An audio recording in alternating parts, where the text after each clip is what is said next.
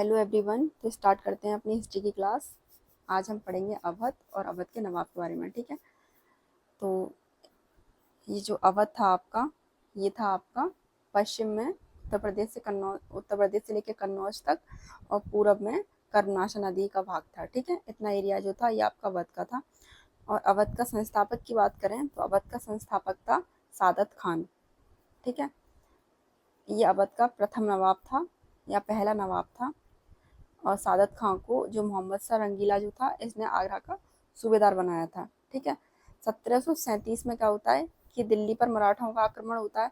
तो सादत खान ने दिल्ली पर आक्रमण के लिए इनको आमंत्रित किया था, किसको? मराठाओं को। ठीक है, और इसने 1739 में फिर आत्महत्या कर ली थी। आत्महत्या इसलिए की थी क्योंकि कि नादिर शाह जो था, उसने से भारी रकम या पैसों की डिमांड करी थी, इस वजह से ये आत्महत्या कर लेता है। ठीक है, तो नादिर शाह के बारे में तो आप पीछे ही पढ़ चुके हैं। नादिर शाह का बेटा होता है अहमद शाह अब्दाली। ठीक है, जो मोहम्मद शाह के टाइम पे शायद ये आक्रमण करता है। ठीक है, तो चलो लिखते हैं इसके बारे में थोड़ा सा। अवध ये होता है हमारा,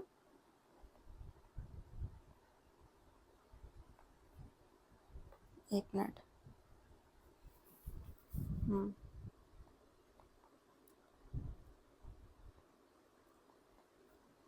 पश्चिम में उत्तर प्रदेश,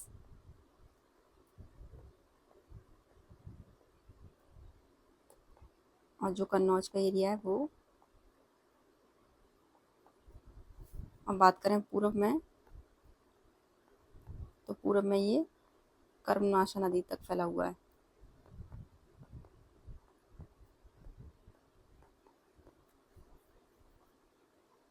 कर्मनाशा नदी का भाग, ये हमारा अवध का वो है एरिया। ठीक है, अब बात करें कि अवध का संस्थापक,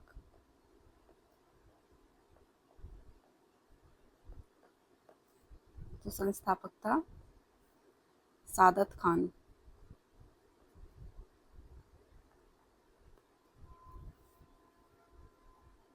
ठीक है, इसको हम दूसरे नाम से जानते हैं, वो क्या है? बुरहान उल मुल्क।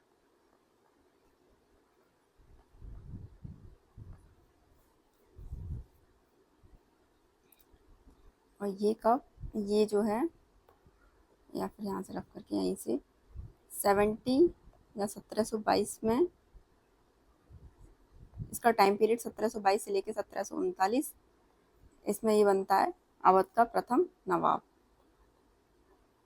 या अवध का पहला नवाब। ठीक है,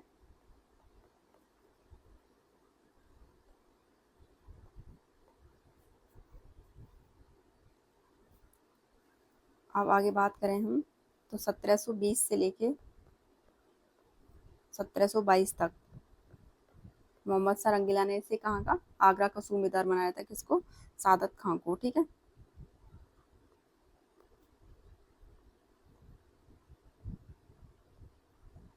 मोहम्मद शाह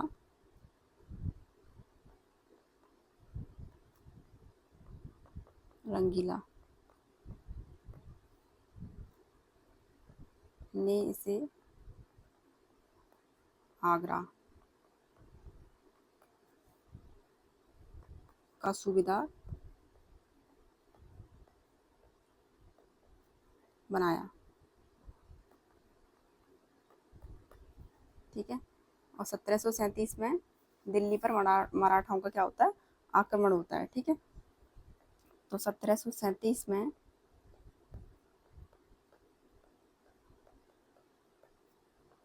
दिल्ली पर मराठाओं का आक्रमण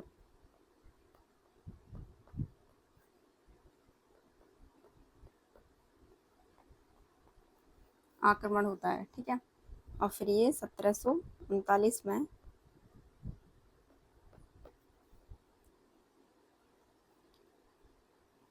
देखो, दिल्ली पर आक्रमण होता है, मराठाओं को आमंत्रित कौन करता है या बुलाता कौन है? तो बुलाता भी यही है। ठीक है, सादत खां। तो यहाँ लिख लो, सादत खान ने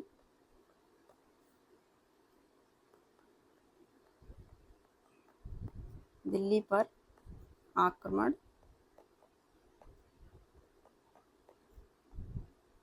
के लिए आमंत्रित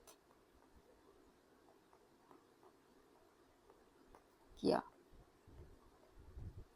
ठीक है, तो यहाँ इम्पोर्टेंट पॉइंट रहेगा।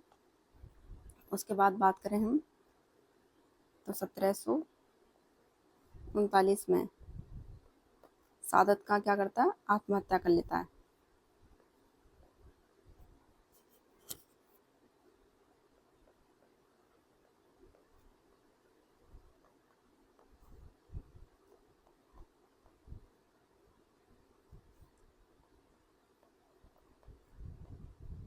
आत्महत्या कर लेता है।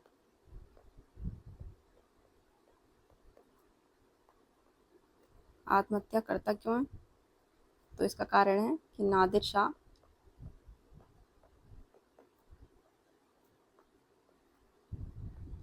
ने इससे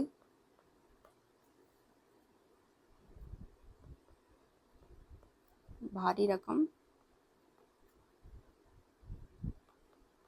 मांगी। ठीक है, फिर उसके बाद जो अगला नवाब बनता है अवध का या दूसरे नंबर का, वो होता है आपका सफदर्ज जंग। ठीक है, इसका टाइम पीरियड 1739 से लेके 54। इसका वास्तविक नाम जो होता है वो होता है अब्दुल मंसूर खान। ठीक है, और 1748 ईस्वी में इसने अहमद शाह अब्दाली के खिलाफ मुगलों की मदद की थी। अहमद शाह अब्दाली था नादिर शाह का बेटा। ठीक है, इसलिए अहमद शाह ने इसे खुश होकर मुगलों का क्या बनाया था, वजीर बनाया था।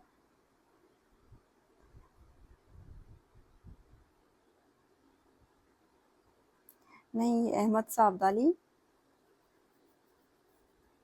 मोहम्मद शाह का पुत्र था शायद, है ना, और नादिर शाह के पुत्र का नाम भी शायद इस तरीके से ही कुछ था।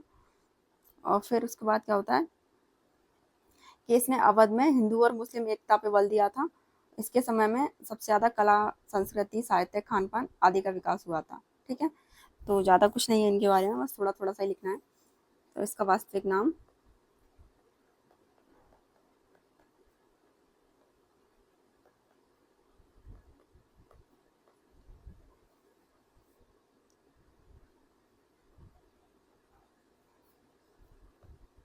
अबुल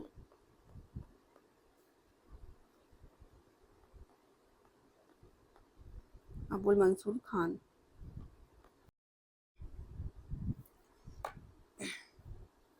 तो अवध का अगला नवाब जो होता है वो है आपका सफदर्ज जंग। ठीक है, और इसका टाइम पीरियड है 1739 से लेके 54। इसका वास्तविक नाम था अब्दुल मंसूर खान। ठीक है, इसको एक मिनट, अब्दुल मंसूर खान। 1748 में क्या होता है कि अहमद शाह अब्दाली जो कि नादिर शाह का बेटा होता है, उसके खिलाफ ये मुगलों की मदद करता है। कौन, सफदर जंग। ठीक है, तो ये मदद करता है, इसलिए वो अहमद शाह खुश होकर इसको क्या, मुगलों का वजीर बना देता है। और फिर ये क्या करता है, अवध में हिंदू मुस्लिम एकता पे जोर देता है। इसी के टाइम पर अवध में कला, संस्कृति, साहित्य, खान पान आदि का विकास हुआ था। ठीक है, तो ये कुछ पॉइंट है इसके बारे में, इनको नोट कर लेते हैं।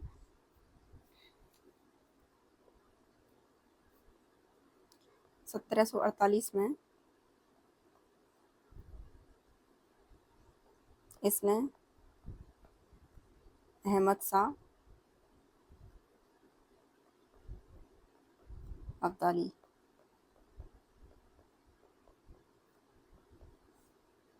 के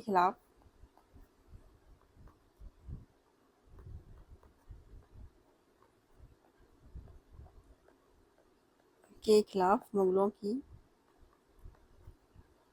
मदद की।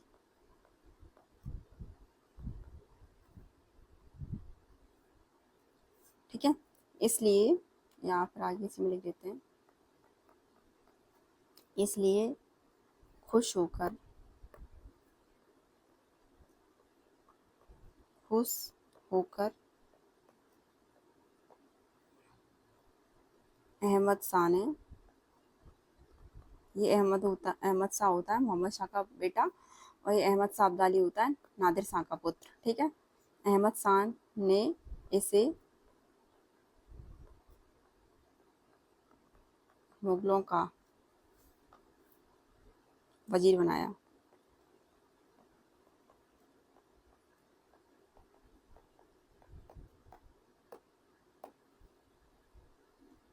ठीक है।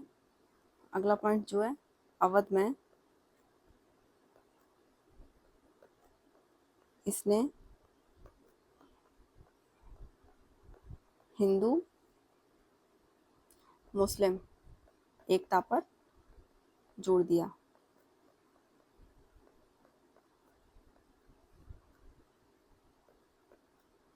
हिंदू मुस्लिम एकता पर बल दिया। ठीक है। और अगला पॉइंट कि इसके समय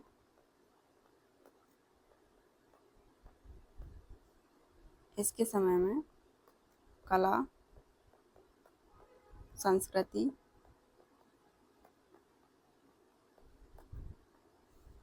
साहित्य, खान पान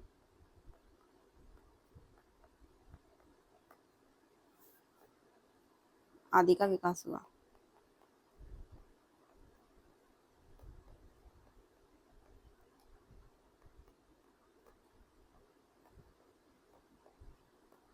ठीक है। उसके बाद जो अवध का अगला नवाब बनता है वो है आपका शुजा उद दौला। शुजा उद दौला। इसका टाइम पीरियड 1754 से लेके 1775 तक। ठीक है। इसके टाइम पे तो आप लोगों को पता ही है, बहुत सारी इंपॉर्टेंट चीज हुई है। जैसे बात करें हम, प्लासी का युद्ध 1757 में हुआ था, फिर पानीपत का युद्ध 1761 में हुआ था, और फिर बक्सर का युद्ध 1764 में हुआ था। इलाहाबाद की संधि हुई थी 1765 में। ठीक है। और फिर एक बनारस की संधि होती है इसकी सुजाउद्दौला और वॉरेन हडसन के बीच में, जिसमें ये बनारस अंग्रेजों को दे देता है। ठीक है। तो ये बहुत सारी घटनाएं जो इंपॉर्टेंट हैं वो सब इसी के टाइम पे होती हैं। तो यहाँ से हम नोट करते हैं। इसके समय में 1757 में प्लासी का युद्ध,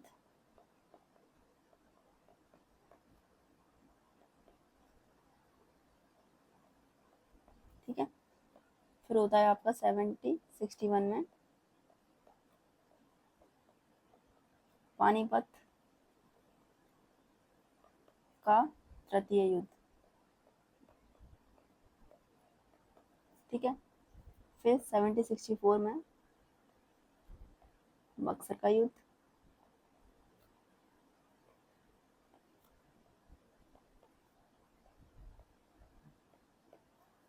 बक्सर का युद्ध। ठीक है। और उसके बाद 1765 में इलाहाबाद की संधि।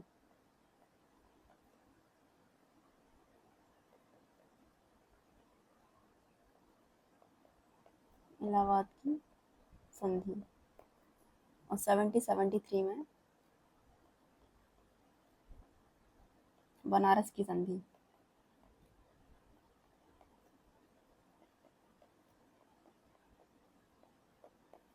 ठीक है।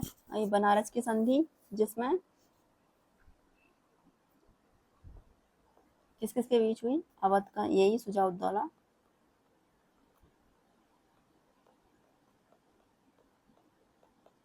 अंग्रेजों की तरफ से कौन था? Warren Hastings. ठीक है। जिसमें ये क्या करता है, सुजाउद्दौला बनारस अंग्रेजों को दे देता है।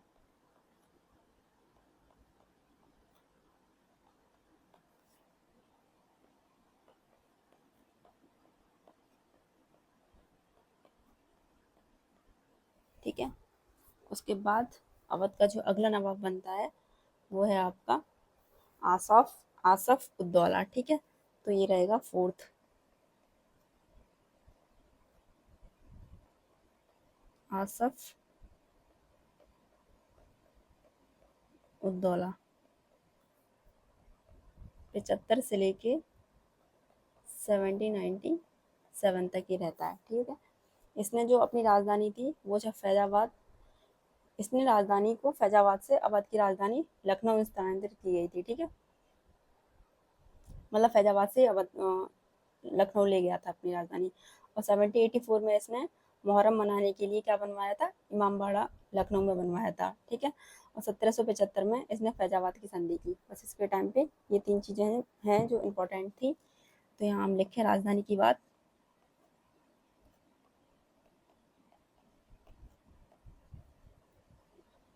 तो फैजाबाद, फैजाबाद से कहाँ पे, लखनऊ स्थानांतरित।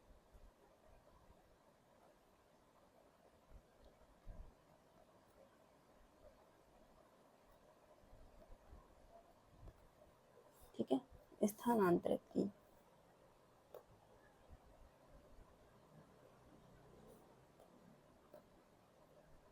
एक मिनट,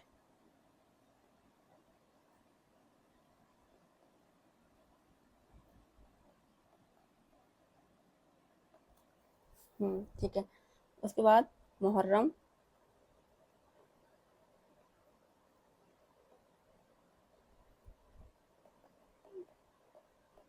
मनाने के लिए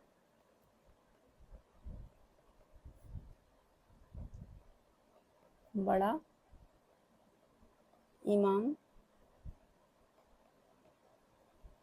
बाड़ा का निर्माण लखनऊ में करवाया।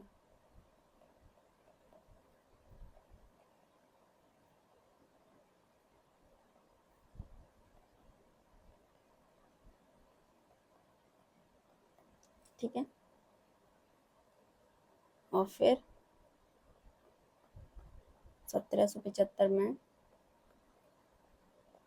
इसने फैजाबाद की संधि की।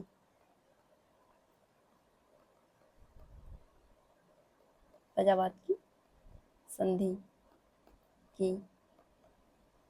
उसके बाद जो अगला नवाब होता है वो आपका 5th नंबर का, कौन, वाजिर अली।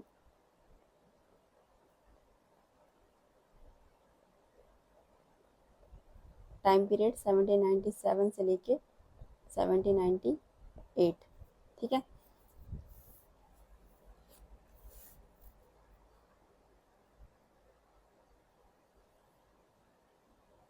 और इसके बाद जो होता है सादत अली खान, सआदत अली खान। इसका टाइम पीरियड 1798 से लेके 1814। अब इसके बारे में इम्पोर्टेंट क्या है कि इसी के द्वारा लॉर्ड वेलेजली की सहायक संधि स्वीकार की गई थी, ठीक है। तो यहाँ लिख लें लॉर्ड वेलेजली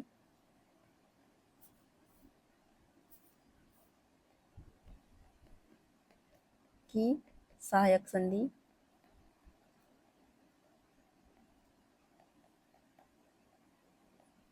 स्वीकार की गई।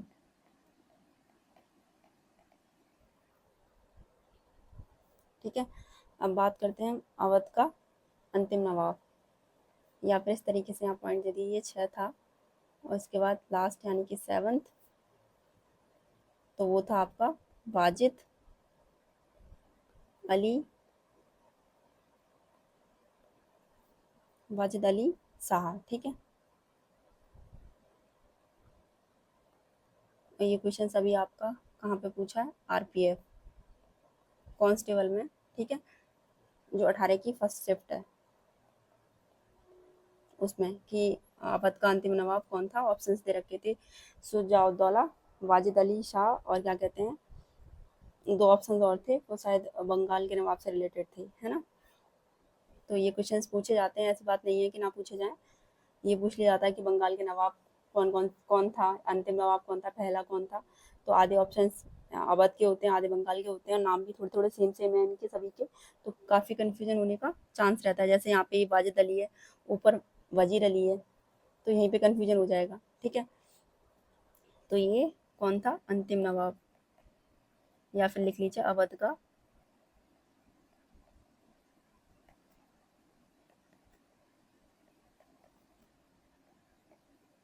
अंतिम नवाब, ठीक है। और इसी के टाइम पे 1856 में, मतलब अवध हड़प लिया था किसने, अवध को लॉर्ड वेलिजली ने हड़प लिया था, सॉरी डलहौजी ने, लॉर्ड डलहौजी ने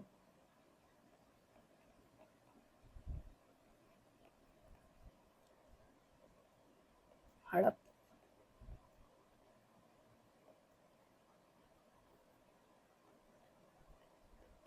लिया, ठीक है।